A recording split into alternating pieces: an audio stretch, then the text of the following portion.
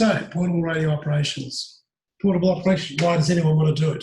Okay, yeah, one of the first things is the old homeowners association stopping you putting up all the sorts of I shouldn't wander around. that you want to put up. You said your setup. That was pretty good. And that's why I reckon that's part 3. let me do it. There's the great outdoors, of course, getting out and enjoying what life has to offer.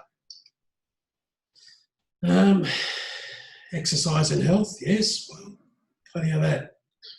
Once you get up there, it's a challenge, venture and a challenge. One of the big things about going portable, of course, as we're going to find out, is keeping everything as lightweight as possible. And one of the best ways to do that, of course, is to use CW, which Tony will be delighted to hear. And Maurice is also, as I volunteered to, and I'm back into it. So yeah, who knows? And I guess the big thing about going portable is there's not as much QRN or QRM around the place. You can sort of do what you want to do. CW will get you over the top of that too. Yeah. So lots of reasons to get out. Lots of good reasons. Now, who else is doing it? And that's it struck me when I started mucking around with this. Who else was going out? And I'd known about this one for about 35 years, because when I was in the Solomons when you were in New Guinea, I played around Islands on the Air in the Solomons group, so that's been around for a long while. SOTA is Summits on the Air, and there's people doing that all the time, and we'll talk just a little bit about some of the summits around here. Now, this is the cracker here, Beaches on the Air. Don't have to mention yes. All I've got my name all over it. And the other one is the Worldwide Flora and Fauna, WWF. And I'll just discuss these in a little bit more detail. Each of them has their own award scheme and methods to forecast what they're doing. So, Islands on the Air, P29, Hotel 44, somewhere out there. Australia's North. Sorry? Australia's North. Yeah. Yeah. Well, as we're going to see, there's a lot of islands. So established in '64, been around a while. Draws on the widespread mystique of surrounding islands. IATA management has grouped the islands into some 1,200 different groups, and we can you can find those on the internet. There is a directory. And the objective is basically, like all of these schemes, is an activator and a chaser. Someone who's going to go out there and do the QSOs, and someone who sits at home and chases. And there's a lot of people that are chasing. And there are awards and honour rolls and so on and so forth. Now, what I thought I'd just quickly show is that according to the IATA International website, we have 4 islands, as you can see, that we can activate. The one down here is Penguin Island, which you can jolly well walk out to. Garden Island, I can get anyone out there. That's Karnak, I think, on the end, and Rotto. You can go out. So, we want to go IATA, we can do it pretty easily from here. We have another one here. It's between Holstead and the Cup. It's not. It hasn't been approved by IATA as yet. We should put an application. We could do that. Yeah, then we could all stay at home, but that sort of defeats the purpose about going portable. SOTA, Summits on the Air. A lot of this stuff around. People climb up mountains and broadcast from the top. Once again, activators and chasers.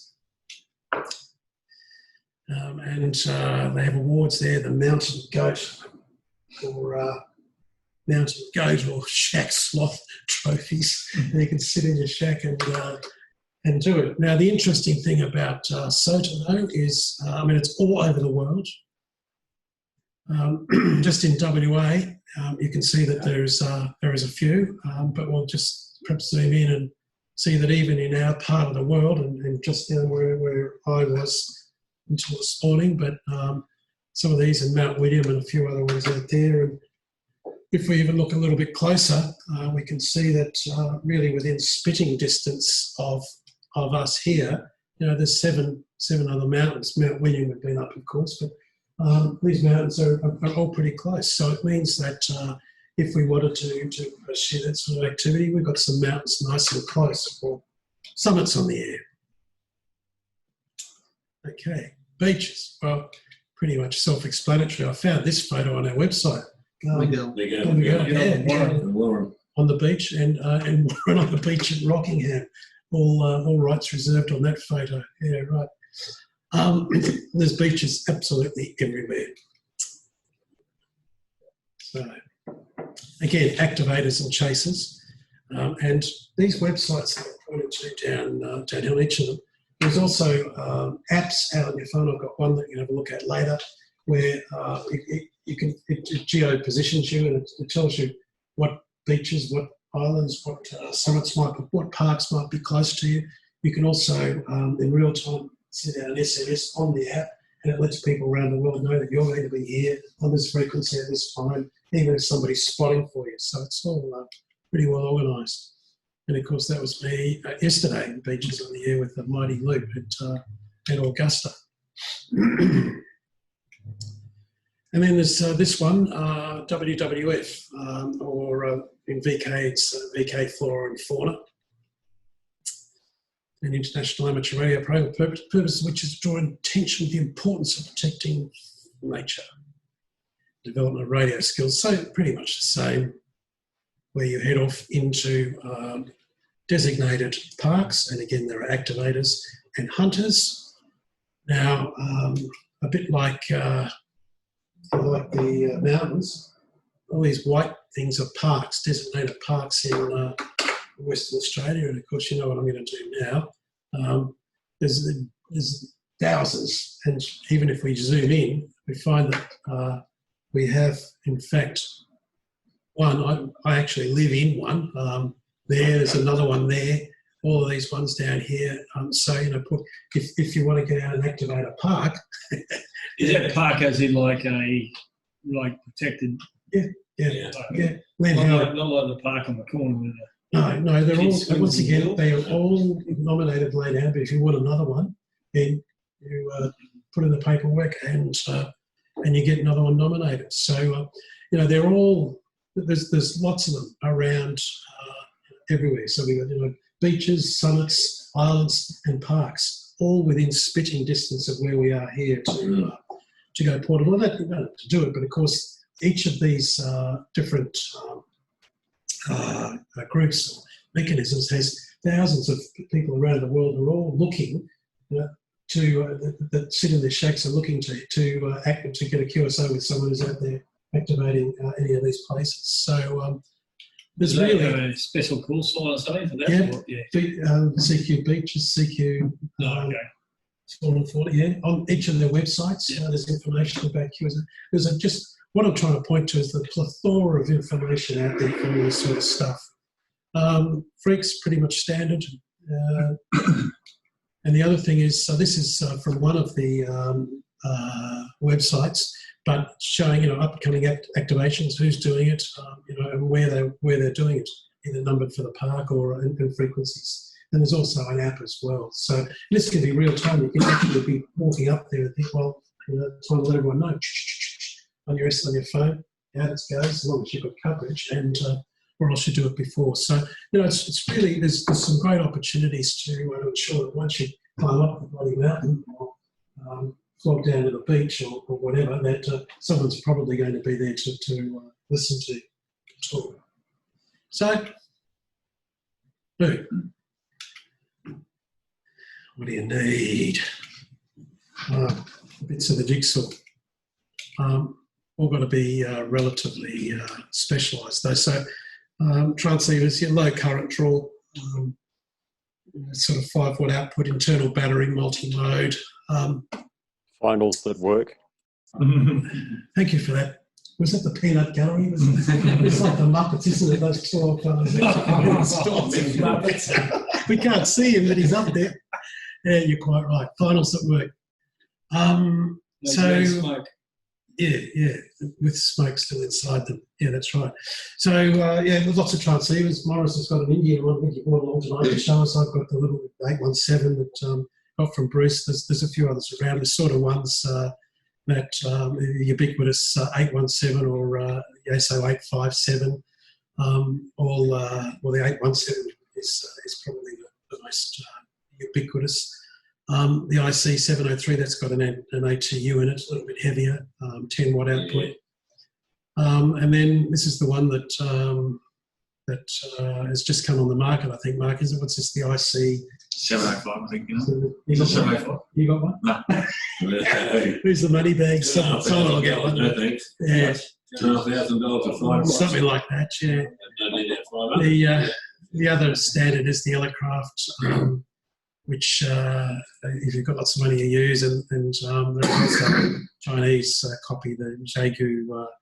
I think that one's being now superseded. So there's a bunch of transceivers, and of course there's homebrew stuff as well out there. So we won't sort of spend too much time on transceivers.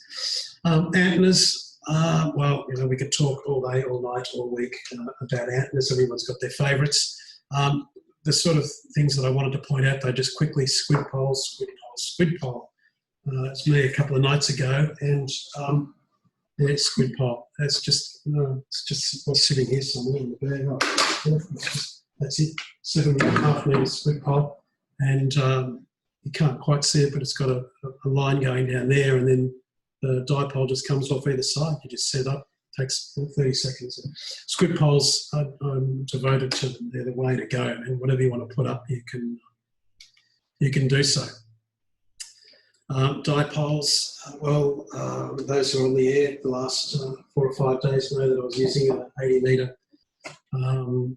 tuned linked dipole with just put it in there, but just with little crocodile clips, and it seemed to be working pretty well. And a lot of the SOTA and portable people use dipoles and also end-fed ZEPs.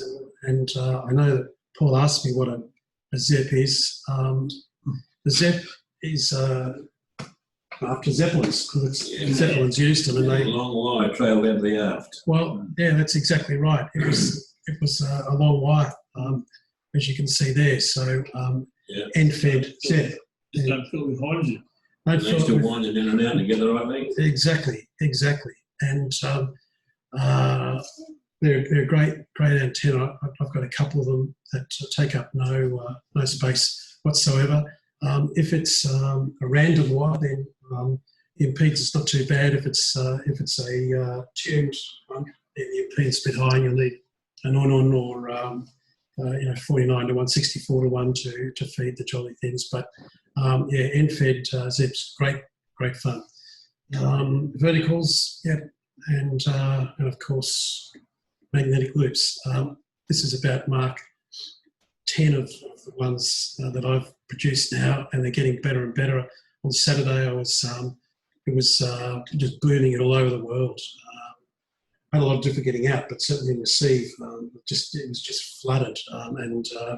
I think anecdotally was pulling in more than the dipole was. But anyway, I'm convinced that they've got value, and continue playing around with it. The problem is what's maximum power you can transmit through? with mine, because it's I've still got that.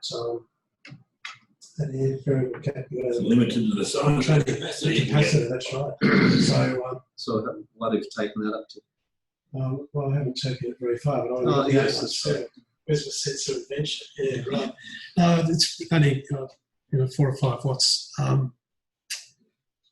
You can put a bigger cap in, then we can put more juice up the stick. The problem is though that it's sort of about that's about a metre diameter. And on 20 metres, I think it's about 60, 70, 80%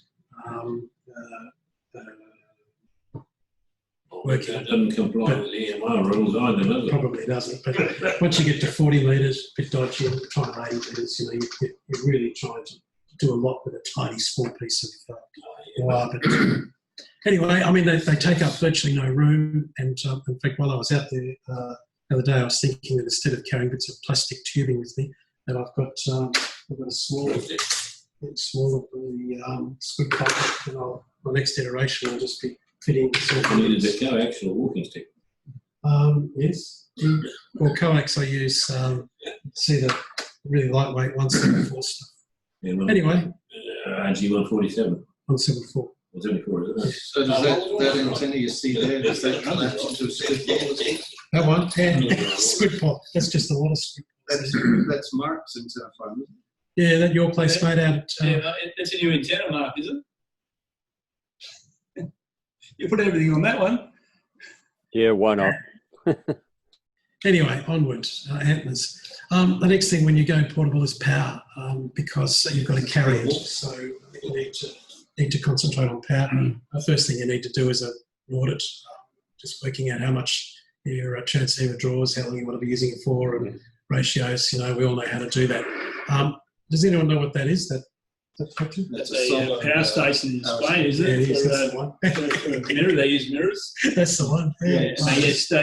They use steam. Yeah, largest steam steam boilers or something like that. It is, yeah. You know what it is? A line of I sight. think it's in Spain. I think they power a whole town. Yeah. The whole town. It's amazing. It's just huge. I mean, I'm not sure if that's the same one. it is. They're huge warehouses. I got one right. It is. So we have batteries, and of course the old faithful is the sealed lead acid. That's how I started out. Just a battery inside an ammunition box wired up with a switch and so on. Bloody heavy and ungainly, and voltage drop, and they're not particularly useful. So, but I think everyone. Well, I went through it. You don't have to, because I've already been through the pain, so you can skip over that one. NiCads we all know about.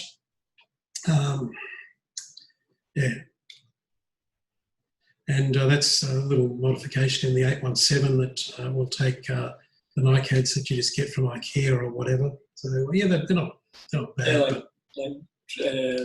What size? They're 1.2 volt. Because I know I got the 897, which can take batteries inside as well.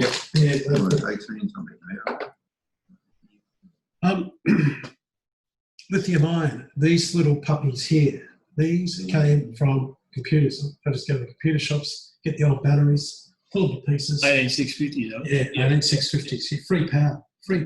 And so that's all you were using is how many of those? 650s. So what do they come in? The computer power supplies. You just go to the computer shop, ask them for the old power supplies, because when the power supply, the battery dies in the we're talking about laptops. Yeah. It's normally only one that shoots itself. The rest of them are all right. Take them out, sort out which ones are okay, and off you go. So they're brilliant. A lot of people are quite scathing of these. They're about, goodness knows how old these are, but you get between 2.5 to 3 amp hour out of it. Yeah. So with the 817 particularly, mine's just been drawing about for the last 4 or 5 days. Seems to be something wrong. It's only drawing about 0.6 of an amp. It lasts forever. There's your battery, and they're free. They're free. So how do you charge them? You've got to have a special charge. Yeah, you do. Yeah, there's but where you go is to the vaping shops, because these batteries are in vapors, and you can get the night core is the best. Costs you about 30, 40 bucks. I think really long, but 30, 40 bucks. Charge anything, and it just charges, and so it's brilliant. And you can get them so that they operate on 5 volts, 12 volts, or 240. So they're absolutely brilliant. Those 18650s, absolutely brilliant. Oh, lots and lots of lithium ion, of course. The 18650s. Don't buy them. Just go to the computer shop. I've got about 30. If you're hard up, I'll give you some. Was that 3.7 volt? Did I see 3.7 volt? They're 3.3. 3.3. Yeah, we'll discuss that in a minute. Yep. Now, you've heard me talk over the last couple of months about lithium iron phosphate. That's my go-to. Lithium iron phosphate's the way to go for a whole lot of reasons that we'll discuss shortly. And what this is in fact, we get all this stuff from EV Works in Perth. These are just cells that they put in the bicycles, electric bikes. They're only about that long and that round. And you can build a sort of, all you need is a BMS, and you just build a sort of a battery pack. These are from memory 13, just over, I think 13 amp hours. So you're getting quite a decent bang for your buck with that, and you can see the size of it. So there's the Anderson, so it's not very big power pole. With something like that, you'll run that sucker over there. You'll run anything. 13 amp hour. Goodness. They're hard to find, eh? But no, Yeah. EV works in Perth. Get it by online. Okay. Yep. So you just build up however many you want, however big you want. It's Lithium phosphate. lithium iron phosphate. Right. Yep. And that's in fact what I was going to build, but all of that was going to cost about $120, $130. J-Car's selling these, which is a 7 amp hour lithium iron phosphate, for $70. It lasts forever. 7 amp hour for the little 817s or the small rigs, just lasts forever. Absolutely. So there is some really good stuff out there. I would be remiss not to mention LiPo though. LiPo with polymer used for motorised cars, aeroplanes, and all that sort of stuff. And they're not in your head. They give you the best bang for buck, and they're everywhere. And a lot of people use them, but you do need a special balancing charger. And the other problem. Oh, okay, we'll get to it in a minute. Sorry, you were asking about the voltage, different types. Yeah. That one doesn't show it. Next slide does. Yeah. So what it's showing is a LiPo right at the top. So in terms of watt hours per kilogram, it's obviously the best. But lithium iron phosphate comes a very close second, and it's safe. These are terrible. If things go wrong, they're terrible. I think I put something here. Yeah. LiPo and lithium ion can suffer catastrophic failure, including fire explosion, if subjected to over or under discharge. Okay, and discharge as well. You over discharge them, and this is what will happen. They go up. They're horrible. Horrible. So apart from that, perfectly safe for children in their 20s. Yeah. Well, it doesn't. You'd want to put that in the radio, wouldn't you? Doesn't do anything for me. So, but you can buy. In fact, I was going to go down this track, but because of COVID, all of the hobby shops by March had sold everything in this country. You couldn't actually buy any LiPo batteries, so I couldn't actually find one for what I wanted. So that's why I had to go alternate route. So in answer to your question, one of the benefits about, the main benefit about lithium, any type of lithium, is it's a very it stays voltage, right until the very end, and then just dies in the backside. Whereas lead acid doesn't. They're a lot more forgiving if you totally discharge than lead acid. Yeah. No. Well, no, I don't think so. No. No, you don't want to actually totally discharge them. I've noticed that with metal attacking too. Like lead acid batteries will slowly drop voltage, which means the depth is getting less and less. Yeah. And with the lithium ion, they just they drop off at the end. Yeah. I think like any battery, it's not a good idea to take it down to zero. I don't even know why I put that in. There's too much information, so just skip over that. But I will get to it, Maurice. This is what I just for my benefit. So for 1, 2, or 3 or 4 cells of lithium ion as opposed to lithium ion phosphate. Now you can see. So 4 cells, lithium ion phosphate fully charged, 14.4 down to 11.2, or 3 cells, 8.5 up to nearly 11. So there's the range for all of your 817s and 12 volts little QRP rigs. They'll normally operate anywhere between 8 and 16 volts. So they suit well. Whereas these lithium ion, you've got a 4-cell one, you're really pushing it too hard. You've got to have to do something to reduce the voltage. So, lithium iron phosphate, way to go. Right, and the final equation, we talked about transceivers, talked about antennas and power, and of course comfort. And as we say, there are standards on the chat.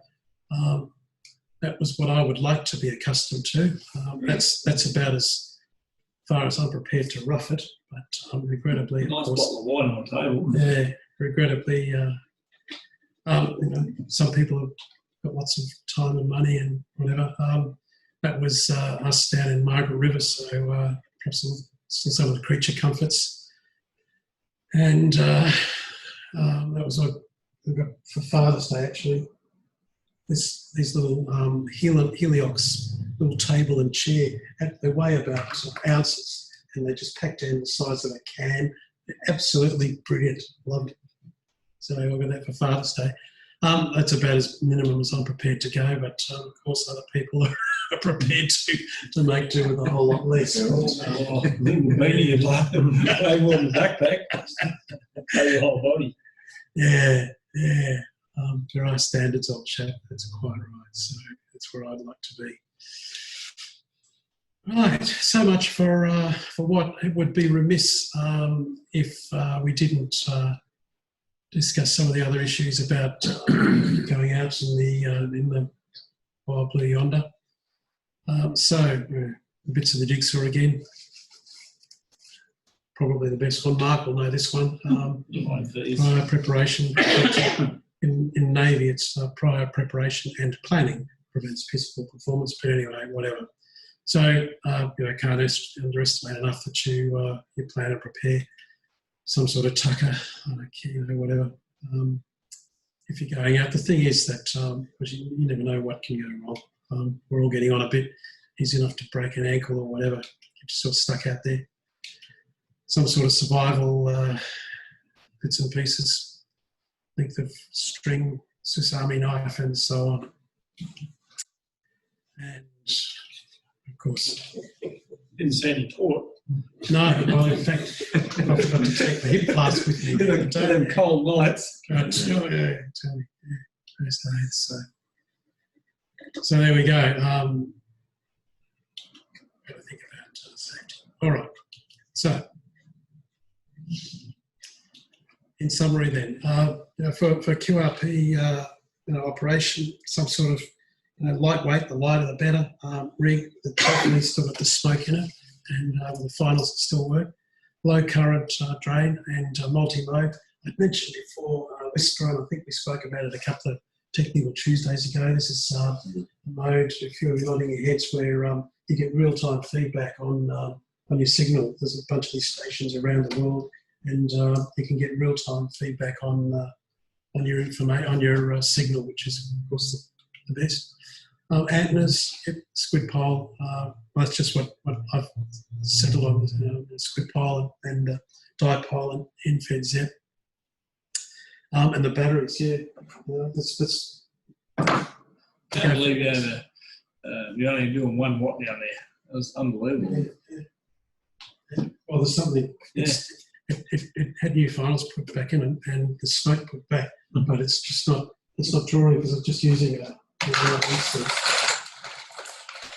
it's only drawing 0.6 of an amp. So I don't know 0.3 of an amp on receive and 0.6 on transmit. So they talk words about 2 amps on transmit at full power. So maybe it wasn't even an amp. I don't know what it was getting on, but so I wanted to borrow the dummy load.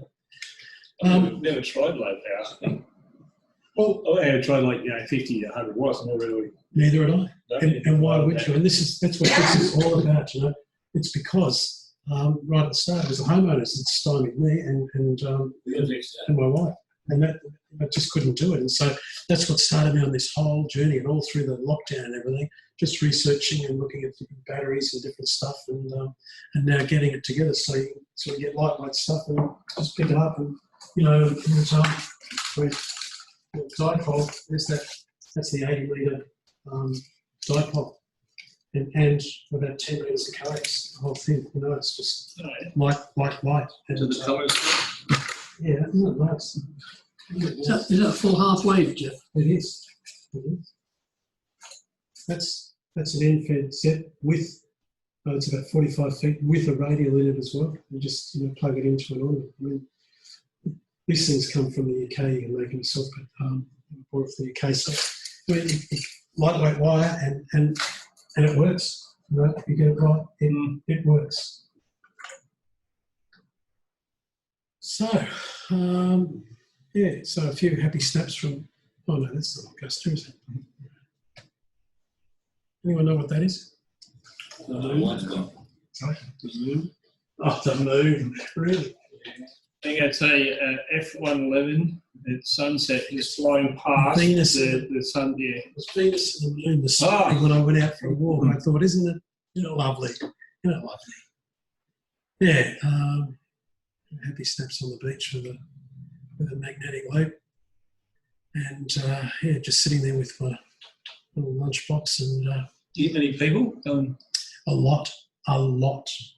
Yeah, okay. A lot, yeah, a lot of interest, and yeah, a lot of. In fact, interestingly, the guy that runs the local radio station down there stopped and wanted to have a good old talk, and has already emailed me. But yeah, a lot of interest. A lot of people. Yeah, okay. As soon as you can say it's not CV, and the other thing is the the dipole is 80 metres, so 40 metres.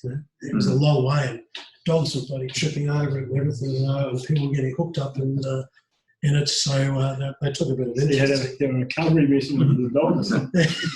But yeah, it's all right house and yeah, some happy snaps. Right.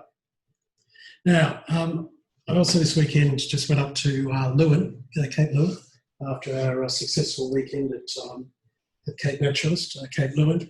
A bit windier and a bit bigger, but entered into discussions, negotiations with them, and pretty positive there. And in fact, the other thing that I did and spoke about on the radio was the other night, found another lighthouse called Foul Bay Light, which is about 10 or 15 miles northwest of Augusta. You can only walk in there. It's bush, it's right up on a mountain. And so what we've got now is 3 lighthouses, Cape Naturalist, Foul Bay, and this one we can take parts 1 and 2. And anyone wants to come with me, we can go walking up to Foul Bay Light, and we're going to go activate 3 lights, 3 summits, whatever. Anyway, I mean, I'm just. Can you drive up to that one? You can, yeah, you drive up to that one, yeah. I'm going there in Yeah, about 3 weeks. Cape Naturalist, yeah. You'd probably like Cape Naturalist, not as when you've been. No, I only want to walk up that hill once. I couldn't do it That's a hill twice. too, mate. That's a hill. That's Lewin. That's Lewin. So I can drive up to the light. You can, yeah. Well, I'll be on the motorbike actually, but And does anyone know what that is? More portable gear. Yeah, that's right. Repurposed fridge. Yeah. I reckon, Yeah. thinking about it, I initially thought it was an AM transmitter, but thinking about it, considering it's at the lighthouse, I imagine that it's a 500 kilohertz safety transmitter, but with MCW capability. Yeah, good guess. I know a bit about that one. I know Cape Levy and the one in Augusta, they had 2182 voice, Yeah. and we had to communicate once a month with both, lighthouses just to see they were up and going. And that had VHF 16, but no 500 Yeah. Yeah. Yeah. kilohertz, no Morse code. That's in the museum, yeah, at Cape Lewin. So it's 2182, is it? It's, Yeah, 2182 kilohertz was the emergency frequency. Yeah. Okay, and it was voice voice to sort of lighthouse to lighthouse, or to pull in all the lighthouses. Coast radio station, 2 ships at sea when they were within range, 2182, and then the other ones were 4136 kilohertz, 8624 kilohertz, also like emergency frequencies. This one, in fact, I thought I put it in, but it's the Cape Lewin radio beacon, 304 kilohertz, call sign Alpha X-ray Bravo. Yeah, so 400 watt T50. Oh, so this is the beacon, Yeah, right? Beacon, yeah, the one. yeah. I've got a photo of the front face. I thought I'd put it in, but anyway.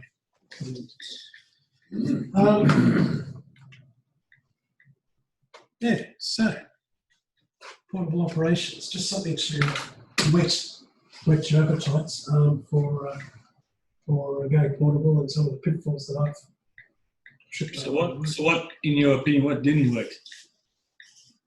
Is there anything that you had that yeah, because that was because of the preparation you put in? Because I've been playing with this for months, all through COVID, and you've heard me talk about LiPo batteries, and I just go out the back of my place because we're on Lead Howard Conservation Park. Go in there, no one's around.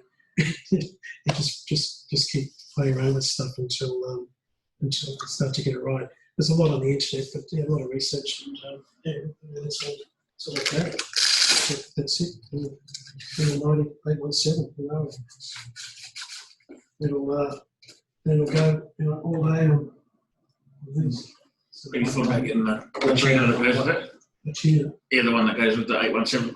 Well, I'm just making a small one up with it's not a board actually, but just with I found a design on the internet that's got 5 little switches for high wound the toroids and just a combination of switches. Yeah. I mean, I've borrowed the club one and I haven't even the LDG and I haven't even tried that one out yet.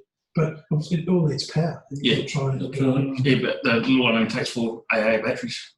And then once you've got a tune, you just pull them out and leave it. Yeah. It'll just stay there in tune. Yeah. Look, you're right. There's lots of ATUs around and lots of plans and designs. I've just been passing it out, looking at another one I've half finished making with axial inductors and switch. It's passing about. What I'm really trying to do is just get the weight down as little as possible. Because you've got to carry this shit. And it's all right when you muck around beaches and parks, but start climbing up a mountain and every house, every 10 grams starts to count. So, yeah. What else? Fantastic. Oh. Tell us about those what do you call those? Squid balls. Squid balls. Yeah, is that locally available or do you have a special order or? No, $30. $30. These I bought an expensive one from Haverford's, which promptly broke the first time I used it, and got my money back. These cheapo Chinese ones. Does anybody know why they're called squid? Well, yeah, they're the squid jiggy. Yeah, that's how you catch squid. Oh, You like jig that. it. Yeah, Oh, okay. yeah, they're brilliant. Absolutely brilliant. They're cheap as chips. Nice and white too. Mine must be a pseudo. Very good. Yeah. So how much flex you got at the top before something happened? Well, the dipole comes down to about here, but you can, at the top, a couple of metres is useless. You don't use that for anything. It's just there. But the dipole, in the pictures I had the dipole up to, it's about, I think, the second joint down. Yeah, good enough. Yeah. Great. Just on eBay. So they picked an Australian supplier. They arrived in a couple of days. It's so good I've got two.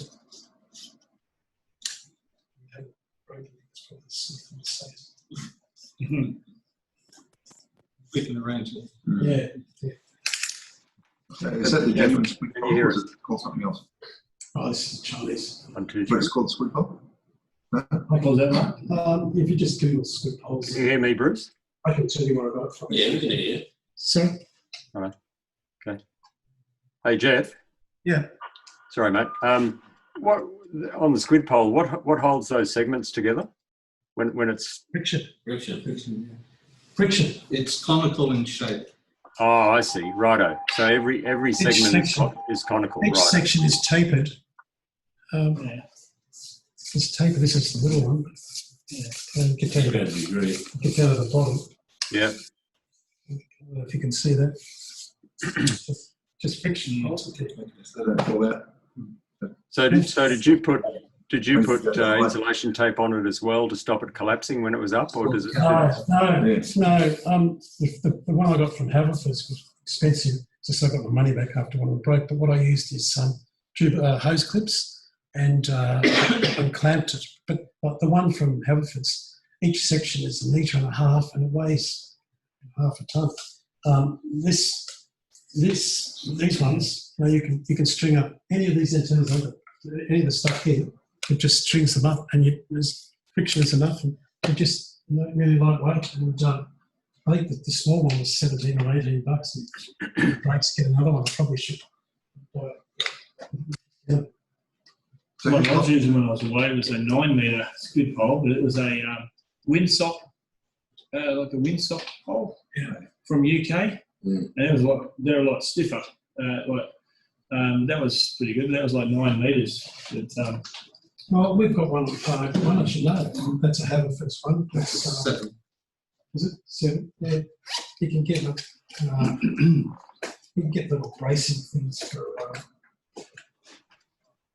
bracing, but you use the wire, the antenna wire to just use the antenna wire to hold them up there. And the wind will blow a bit, but the smaller they are, the less prone they're going to be to the wind as well. So, So the antenna wire was holding it up, is that right? Is that how you did it? yeah, dipole.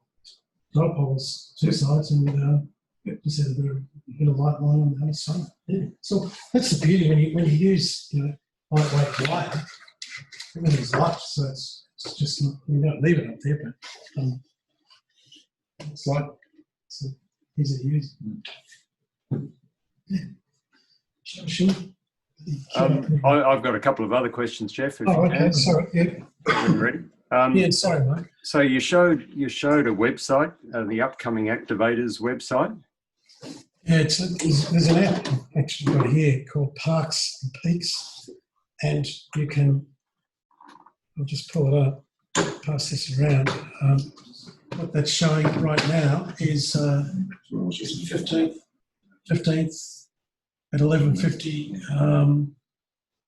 Hotel 89 Charlie Alpha Oscar portable is somewhere doing his thing. It's real time. Righto.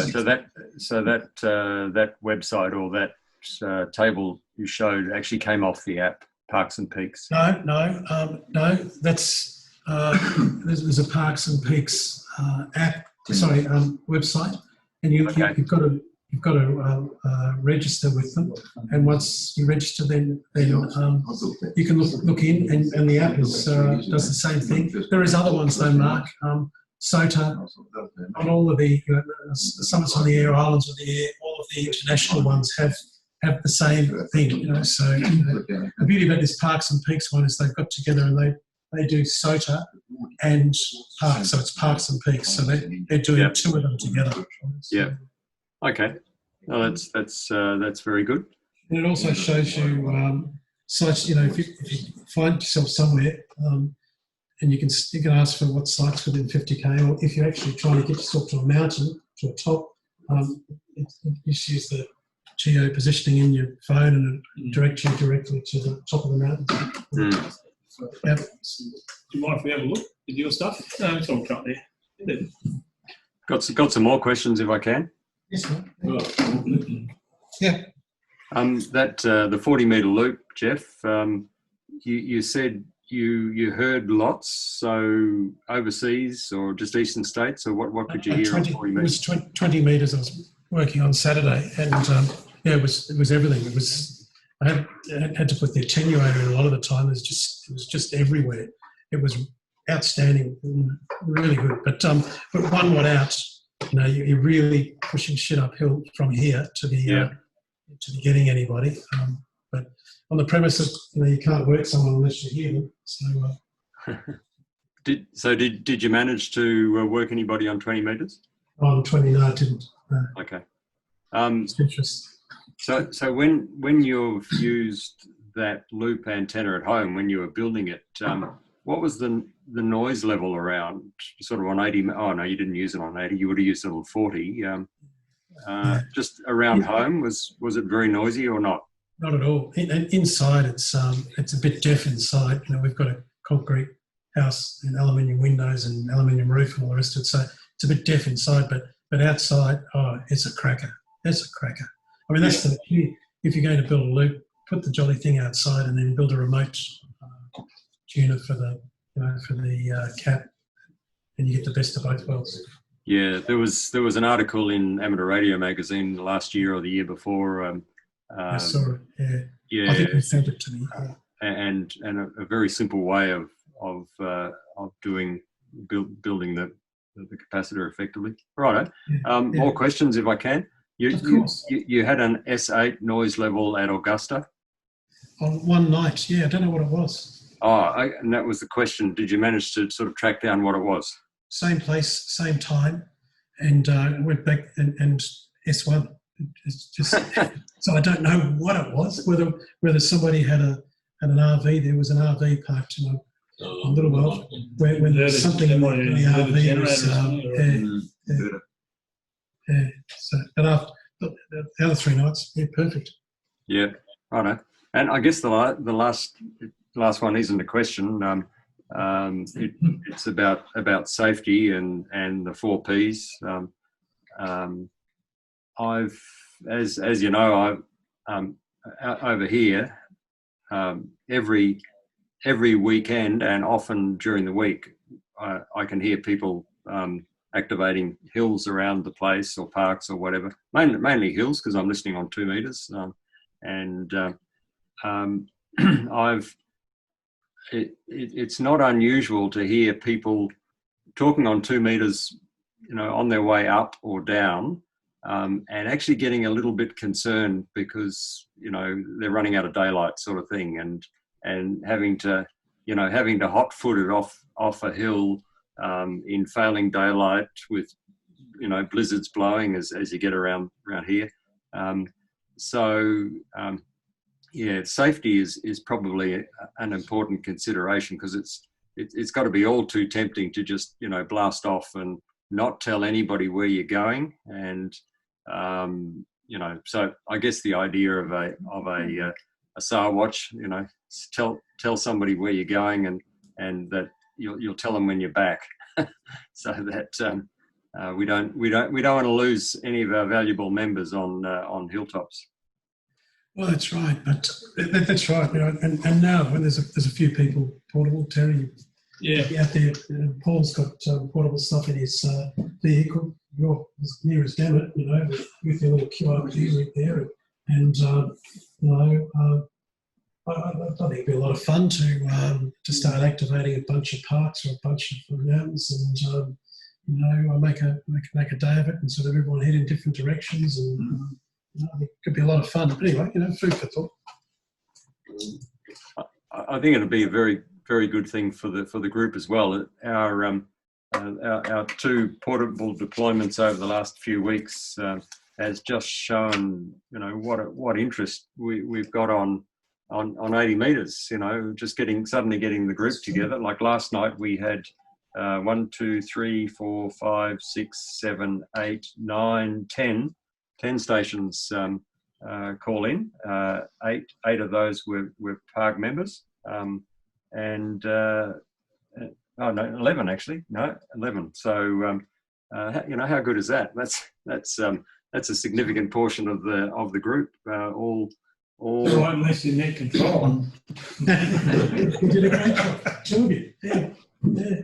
All finding their way to 80 meters, which is great, and finding ways of steal Tony's gear so that you can actually use it. Use 80 meters. Tony's gear. I thought that noise canceller belonged to Tony. Obviously, I was wrong, Martin. That's a rumor. I had a fellow text me last night after we'd finished, and he's actually wanting to join the club. But he was listening in as well on the side on HF. How good is that? Brett Clark. Oh, yeah. Yeah, he texted me that after we finished. We got an email from someone in America who wants to join as well. Came via email. So, yeah, you're right. We can accommodate him. We'll give him an extra 10 minutes to get here. But you're right, Mark. I mean, and that wasn't the only night. The other nights there was visitors just popping in as well. Yeah. And just on that note, actually, it's great that we were all leaving space for other people to join in. You sit there and listen to some of these other nets, and they're just chock a block. They won't let anyone in. They're just busy talking to each other. There's probably other people there we didn't hear, but Possibly, yeah. But I think somebody said, it was Jerry, was positing that maybe we're sitting in 80 metre net going a couple of times a week or something. And I think, it's food for thought. yeah. That'd be great. And combined with people going away, portable, where we go away every month or so, and there's others that go away. It's just, Probably a club challenge. Yeah. 80 metre night, a 40 metre night, or something else like that. Of course, Baz is worried about getting the washing done. If he can operate on 80 metres, he can't do that and get access to the clothesline at the same time, apparently. Just use the clothesline, use the antenna. I thought you were using the clothesline. No, I'm getting around it. But I've had a reprieve on that. I did a bit of juggling and went over the top of it. Her indoors is quite happy about that. But there's been another positive bit as well. A few years ago, probably about 12 years, I had a 60 metre antenna, rotator and 20 metre dipole and four element Yagis on top. And a little mini tornado came through and whipped it down and wrecked my shed and wrecked the areas. So I got rid of it. I've still got the concrete block there with the 4 mounting studs. And Jane said to me yesterday, listen, why don't you leave that wire up, because it's not bothering me now, but it's horrible anyway, I want to take it down. And she said, why don't you get another tower and put it right there where that one used to be sitting? Oh, she's not deaf, because I've moved all my gear down into the house. And she thinks if I have the tower, I'll move back up to the shed. I think that's what's behind it. Goodness. But anyway, I'm in the market I don't want a 60-foot wind-up anymore. In fact, I'm onto a guy, I'm going to buy 4.5 metre sections, probably on Thursday. The aluminium ones. No, they're not, unfortunately. I wish they were. But they're also much smaller. I can't remember, 8 inch or 6 inch or something. Yeah, so I'm in the good books for putting up antennas. Lucky. Well, here's a question for your wife. Ask her, is it a good idea to put a bed out there in the shack as well? She wouldn't object. You paint it the same colour as the shed, you'll notice it's there, mate. Well, things are looking up. The other one, the one I was mentioning, I'm going to have a go at that in the next couple of days. It's just one vertical 80 metre. I was not going to put 40 metres vertical, but this particular one, I wish I can remember the name of it. It's about 11.5, 12 metres of wire, and 1.6 metres down from the top. You put this inductor in there, obviously electrical internet. Yeah. And I remember that exactly. It's 120 turns on 40 mil. So I've got the wire. It's 1.8 metres you've got to wind up. I've got that. I've got the former. I've got plenty of wire. And I've got a squid pole. So if I can get the time, that's the sort of an hour's work, or maybe 2 hours. Yeah. I'm going to try that next. I like messing around with antennas. Don't we all? Yeah. Well, any more questions? Well, when you're Baz, when you're ready to give it a try, maybe we could get the group together again, and have that's a good purpose, good reason to get on 80 metres and have another net. Okay, it's worth a try. Absolutely. The other problem I've got, I can't put radials out. A few years ago, to make life a lot easier for both of us, I got rid of all the grass and now it's gravel. Because the gravel's got that anti-weed net underneath it. I can't be digging up to put radials in, so she will draw the line at putting radials across the place. Yeah. Anyway, it's looking positive from my point of view, because I've got the go ahead to do all kinds of shit now and again. What's the shed made of? The shed, colour bond. You might be able to use that as a ground plane. Part thereof. Yeah, for a long time I've had an aerial up on top of that. I'm going to take it down, it's useless now. A disco, and it went well off the shed when I was using it a lot of years ago. It's been up there so long now, I'll probably have to get bolt cuts to get it down or something. Well, you can always use a wound. It's not really wound, but it's a circular, spirally wound earth. Now, if you remember a fellow by the name of Pat Lawarney designed an antenna, and I forget what he called it. He had 2 discs, only a tenth of a wavelength apart or something. And I built a 40-metre one just for a laugh. And what he said was, his theory was, the Pat Lawarney effect, was that if you took a quarter wavelength of wire and you wound it in a circle, spiral circle, it would perform the same as a long piece, but it would have a narrow bandwidth. Bearing that in mind, all you have to do is 40 metres round the bottom like that. Takes about 7 turns, I think, from memory. For a ground plane. Yeah, and then straight up in the air. Well, I'll be messing around and see how it goes. So there's lots of things you can do. There is, yeah. We use the dog spikes you can get from the pet store, and there's a steel spike with a triangle on it, and you just screw it in with a stick and screw it right down and put a bottle of water over it. Yeah. And we use 2 of them with a bit of wire joined between and an alligator clip, and they work. Well, that's for guy wise, isn't it? No, for earth wires, but they're just dog holders that you screw into the ground. You just screw them in, they go down about that deep. Yeah. We put 2 of them out, and then just link them with wire and back to the set. Okay. Bottle of water, like half bottle of water over each. Yeah, they work mint. I when I was up at Nullagine there, I had the squid coal blown over, and bloody whirly comes through.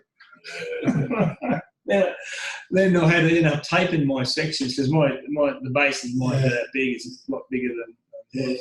But so I had to use the insulation tape to hold the damn thing, otherwise it's going. At 2 o'clock in the morning, and I was here one here. I'm doing exactly the same now. That dipole I've got is up on a squid pole, and I had to tape them because when I was putting it up, it did come down. Lucky I got my fingers out of the way. They come down with a hell of a bang, and they're sharp. Yeah.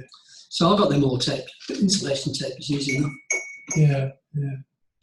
Well, didn't have to lightweight wire. It'd be interesting to look at some of them if we could look, or get some information where they came from in the UK. Soda beans, they sell all just QRP stuff. Yeah, okay. Off eBay? No, they've got their own website, and it's good. They just sell QRP stuff. That's all. And the guy that runs it is Sota aficionado, and it's just good stuff. It's in fact the wire I just bought 2 drums of the yellow one of green. It was about 1/10 of the price you get the stuff here in Australia. I had to wait a couple of months to get it. But is that stranded or is that solid? That's true. Yeah, 0.5. So I have looked at, you can get rolls of the retic wire. And you get like 5 or something in there, and that's like a plastic coated, but it's solid. There you go, and you can hook up wire down there, 0.5, 0.75. And it's pretty roll of 20, 30 metres a ton. That's right. The other thing I've seen was about someone was trying to sell about 800 metres of electric fence wire for about $80. That's it would be it'd be great at tennis because you can get ones with 5 wires in it, and you can get ones with like 2 or 3.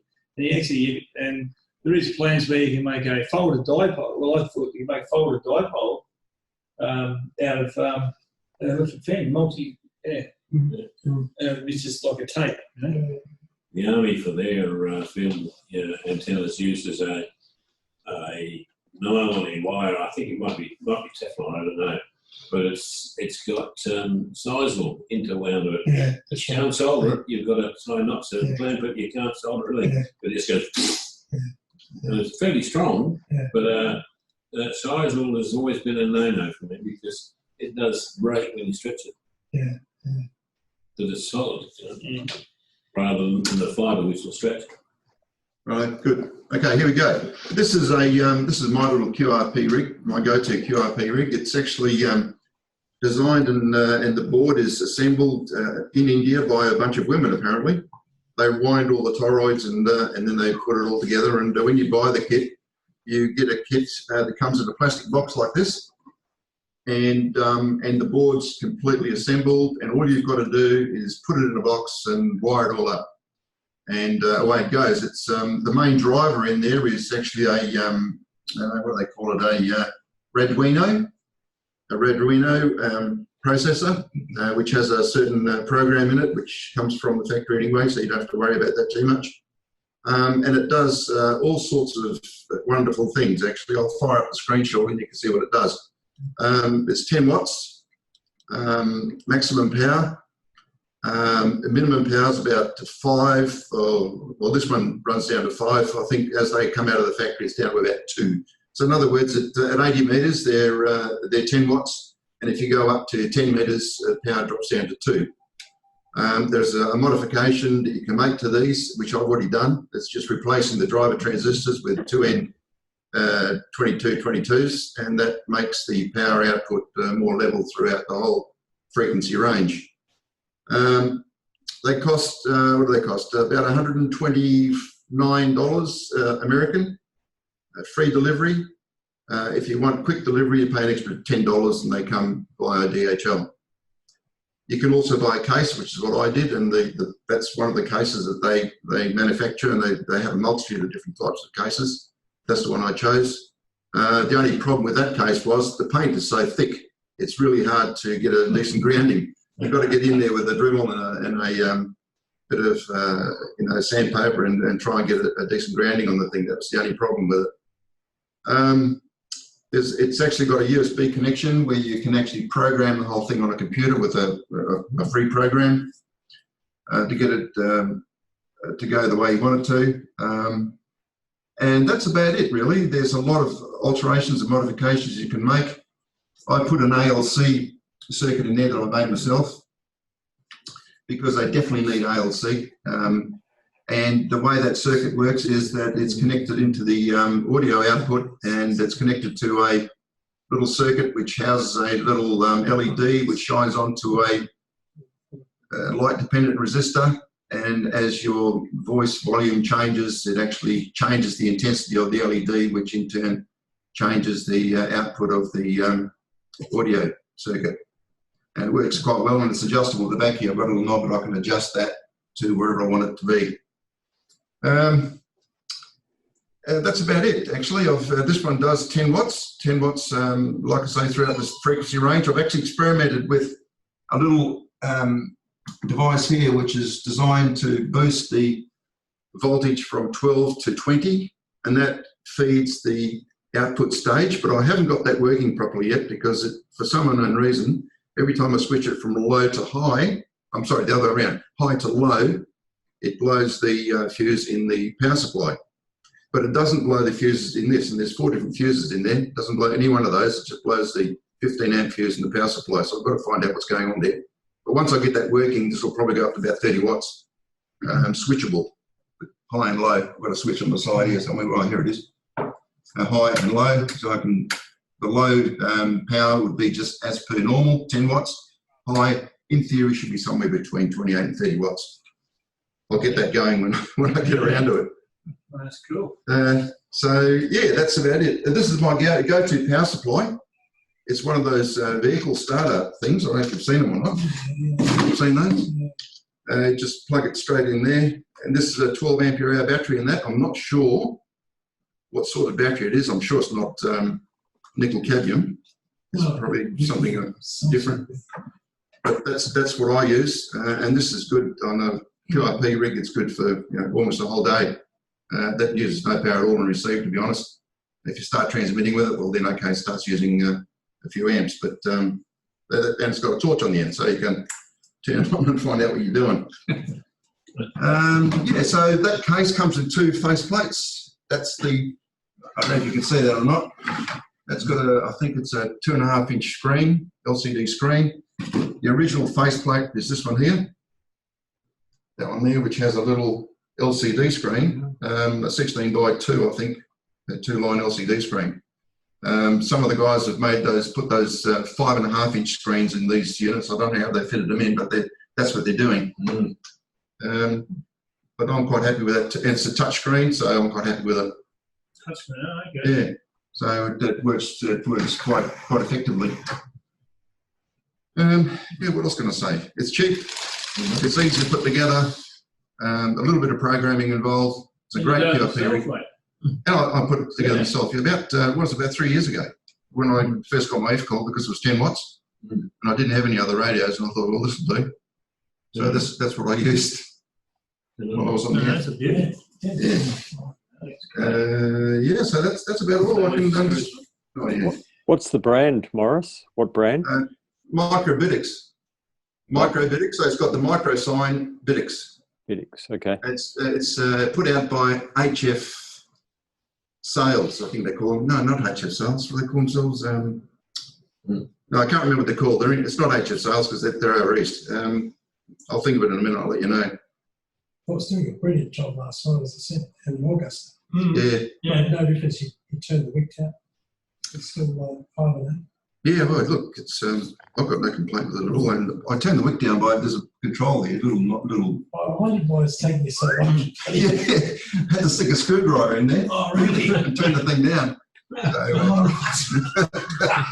Just don't drop the screwdriver. No, that pot really needs to be on the outside somewhere. But anyway, we got there in the end. Yeah, so that's it. Any questions at all? No? So that's what you were using while I was talking to you? Yeah. Really? Where'd you get the circuit from for the ALC? VK6GHD. Oh, okay. Peter Parker. Peter Parker, yeah, express, man. He's excellent. This is the microphone. They give you, in the kit, they give you an element, a microphone element. Yeah. And you've got to put it together yourself. So what I've used here is a cartridge up there, which is out of 7.62, I think. Yeah. Top end of it. And the microphone element fitted perfectly in there. The bottom part of it here, that's an old shield off a soldering iron. And I put it together like that. And that's the microphone I was using. And that plugs into there. Almost be regarded as homebrew. Have you got a desk mic as well? Oh, there's a place for a desk mic, but I don't have one. Is it 4-pin or? It's 4-pin. Oh, yeah. But this is all right. Got a little switch oh, on here. Hello. So it works really well. That's a nice little thing. And it does, it's got a key connection there. So if you're into Morse, it'll do that as well. So, yeah, that's it. So what do you think it draws on the receipt? It draws about, I did see it the other night, I think it's about 40 milliamps. Lovely. 40 or 50 milliamps. But don't forget it's driving a little computer as well. Like I said, there's a lot of shit going on in there. These things keep going for weeks. Yeah, well that does. I don't have to charge that very often at all. Huh? I got it from Repco, $120. On special. 12 inch hour. It's chocolate. Probably is. Yeah, they're a great bit of kit. I carry them in. I carry them in our cars. Yeah, no, it's great. So they can't start the car. It will, yeah. Absolutely. It'll start a car. It'll start a tractor. Yeah, you won't have too many shots though. You have to get you going on a flat battery. I started my next door game. So I've got 20 18-650s I've made up. 20. Plenty of them, right? And because they're all thrown out, because you know the DeWalt Flora drills. When they drop them on the ground, they smash. They throw them in the bin. So I just robbed the batteries out of them. Yeah, same as those. I've got those in my old lady up the road.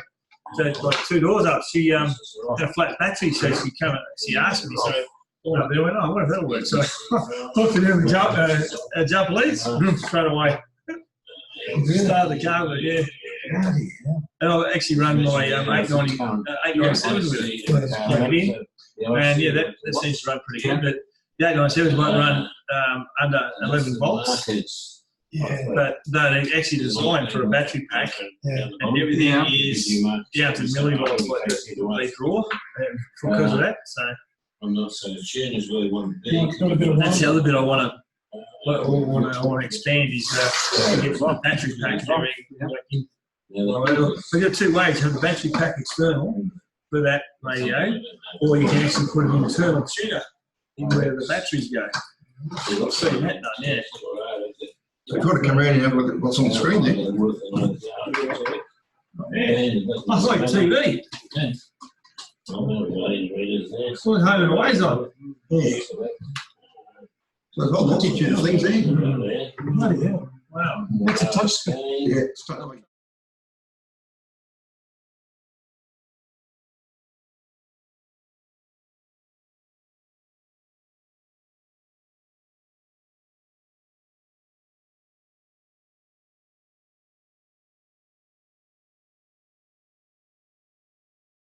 Yeah, I'm trying to get this on my phone. All sorts of good stuff here. We've got Zoom, so I can show you that directly. RIT, IF-S, Hasn't happened yet. attenuator. You can actually oops, That's what I want to you change whatever you want. Attenuator. Pretty good, isn't it? Yeah. You can change all those parameters. You can go there and you can change whatever frequency you want. What's the ID for this? So is this the only one you? Yeah, the only one I've got. Okay. What So else it's a we single got band. here? So we can change the tuning parameters there. Only 80 meters. No, that's 160 to 10. You're joking. Yeah. Oh, you know, you've got all fancy pants stuff here, like band scan. Wanted me to upgrade to version You can actually 5 or scan the something. bands. It's only 80. That's a bit expensive for 80. Just doing band scan now. Oh, well, thanks for trying anyway, Martin. Niggas is no antennas. Yeah. I'll keep trying. I've got a desk mic at home. Now that's there. If you want. Oh, I've probably got a couple of problems here if you want to. You can change the bands up. No, that's fine. Makes my 897 look like shit. Oh, look, it's a great little radio, it really is. I can hear it. We don't start talking about 160, do we? Yeah, it just does everything, you know, it just absolutely does everything. We don't want to be talking about 160. That's right. There It's not the lightest. Dipoles, halfway on 160. Using it straight. I use that to tune it. Oh, there it is. You know, if I've got a antenna tuner on there, this is connected to the key socket. That's parallel across the key sockets, but I don't see more, so I just change. Throws out about 5, 10 watts when you turn up. So you hear that, it's me. Okay. I heard that too the other day. Yeah, so there you go. This is action cam. There you go.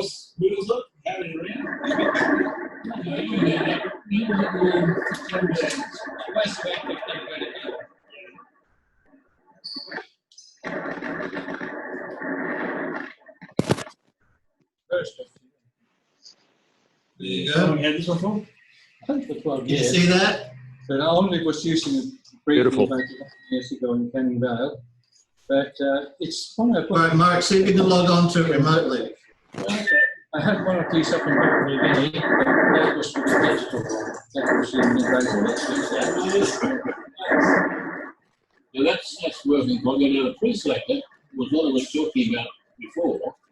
The pre-selector that you do with the Mizuho SX3 is exactly the same as this, Amazing. Thanks, Martin. which is here in the centre.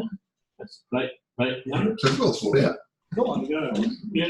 This is What I want to know is just have a look in there. Make sure that's not turning the heaters on the transmitter valves. Yeah.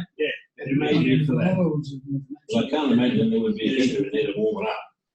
So that there could be the heater. It's got a digital display. The heater supply for the final site. It is. All right, we better put them on there. Now, those slides are sort of like bits with pilot lines. Oh, they really don't. They say, well, The brand new forms. yeah. That sort of thing I had. I managed to get Nice radio. brand new. I think they're 200. Now, what I wanted to do was, it says here, That's been used for 12 years, so I'm surprised that Yeah, there is life in it. They're lovely. Makes it a bit easier to see. So that's easy to understand. Otherwise, I've got to think about it. Yeah. And it doesn't work. I got double on so it's Okay. Yeah, I would. I have one at home. I just say they What's that last week? I used to be up to about 14 words a minute back in when I was like 14. Really? Yeah, that's what I was heading for the army. No, it is a bit At 6, unstable, I know. yeah, and then can't spell. And you can't divorce if you can't spell. No, that's true. Yeah. That was in it. That was it. But, Anyway, what it'll do. but you talk about 14 words a We've minute. run it into the back end. That's a shame. Yeah. We used to do all the double T's, you know, like that. They're there and put it in. You just write it down as double T and then you go through the sentences to work it out. Yeah, that's as quick as I got. It's like 14 words a minute. And I put down in the army 88. So go to 6. I want to be back. The old man didn't tell us. We should say that. Yeah, spent 20 years in circus travel around. Yeah. 6924. Carried it. Yeah, I carried it every day with the circus and pulled it out 3 times. Used it once in emergency. It worked good. Yeah, I've gone to a rotary depot. You know, the crystal.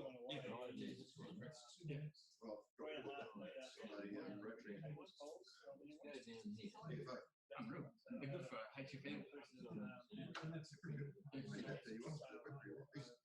Yeah, we used to get pulled out and have it because we had the 10 like RDF frequencies in there. We just pull it out and have a listen, call it. And especially when we get close to like school of the air and what, you just call up the school of the air and have a chat with them when they're going. Yeah, we can say long lengths of wire, colour alligator clips. Yeah. The best thing was bush is about a metre high, run it out flat, run it out with about 3 metres of earth wire and just a bit of water. That's pretty darn good. Yeah, we lost phone reception. Oh, There's like a cupboard full of stuff in the boxes that he's never opened. Look at that. Go on, do it again so everybody can see. let's tell the Irish 1-to-1 with this. How many loads? 2.96 inch. So it's good. Good to go. So why was that transmitting on your antenna? The SW. Your antenna's on with the trumpet. Well, I was getting it. Who made that antenna? There you go. What's going on here? Now let's have a look at this. See what we've done wrong. The good news, folks, is that Geoff's rig has not blown up its phone. No, That's the good news. Kept its green smoke. No.